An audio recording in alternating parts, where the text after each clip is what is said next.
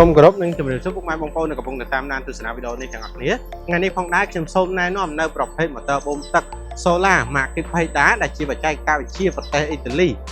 ប្រភេទលើគោកប្រភេទ AC/DC តែប្រភេទម៉ូទ័រនេះគឺវាមានកម្លាំង20សេសឬ15គីឡូវ៉ាត់ដែលអាចធ្វើការបូមទឹកបាន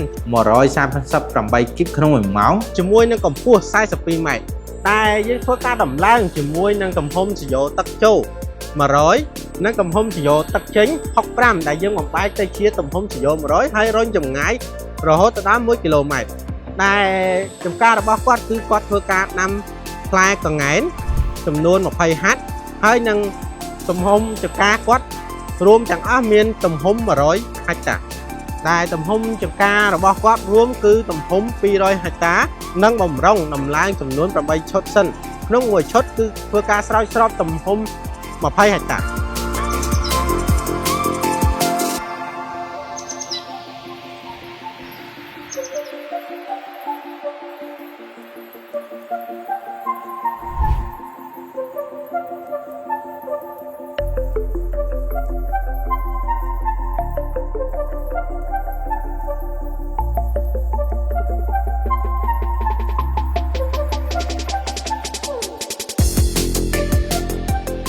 ចំពោះប្រភេទម៉ូទ័របូមទឹក Solar Market Paida ដែលជាប្រភេទ AC/DC ដាក់លើគោកនេះគឺយើងធ្វើការដំឡើងជាមួយនឹងក្បាលវិលចំនួន150ក្បាលដែលក្នុងនោះក្នុងមួយដើមកង្កែងដែលយើងដំឡើងចំនួន2ក្បាលវិល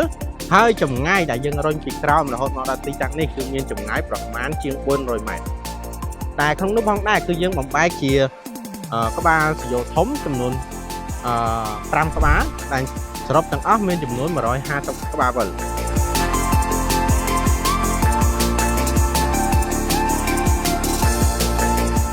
លក្ខណៈពិសេសរបស់ម៉ូទ័របូមទឹក Solar នេះគឺប្រើប្រាស់ទាំងតិចជាងប្រភេទម៉ូទ័របូមទឹកដទៃម៉ូទ័រយើងប្រើប្រាស់ទាំងចំនួនតែ42ទាំងធៀបនឹងម៉ូទ័រម៉ាកផ្សេងដែលប្រើប្រាស់ទាំងរហូតដល់60ទាំងគឺយើងអាចកាត់បន្ថយចំណាយទៅលើទាំងបានច្រើនជាងមុនជាប្រភេទប្រើប្រាស់ភ្លើង AC/DC Hybrid ដែលអាចផ្លាស់ប្ដូរពីភ្លើងDC ទៅ AC ដោយខ្លួនឯងឬអូតូកាត់បន្ថយការចំណាយទៅលើ Inverter ឬទូភ្លើងដោយសារប្រភេទម៉ូទ័រយើងបានភ្ជាប់មកជាមួយនឹងទូភ្លើងឬ Inverter រួចជាស្រេចពីរោងចក្របើយើងធៀបពីម៉ូទ័រគឺម៉ូទ័រយើងប្រើប្រាស់កម្លាំងត្រឹមតែ20សេសប៉ុណ្ណោះធៀបពីម៉ូទ័រម៉ាកផ្សេង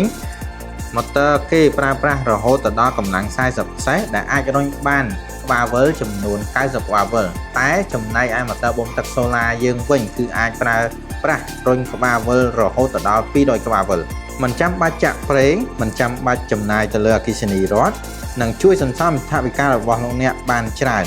ជ្រើសរើសផលិតផលម៉ូទ័របូមទឹក Solar ជ្រើសរើសផលិតផល Market Paida